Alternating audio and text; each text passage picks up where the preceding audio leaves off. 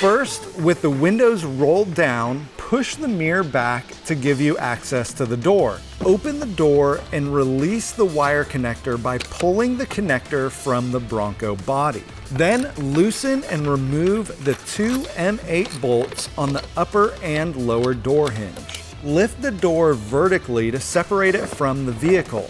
Now with the door off, we'll show you how to put it back on. When you're putting the doors on, make sure that you orient the door in the same position that you took the door off. Ford has included a locator pin for the bottom hinge on the body and helps you locate the hinge as you put the door back on the Bronco. Then, with the door on the Bronco, you can simply unscrew the locator pin and put in your bolt and tighten them down. Then with the door back on, open the flap for the connector and put the connector back in place.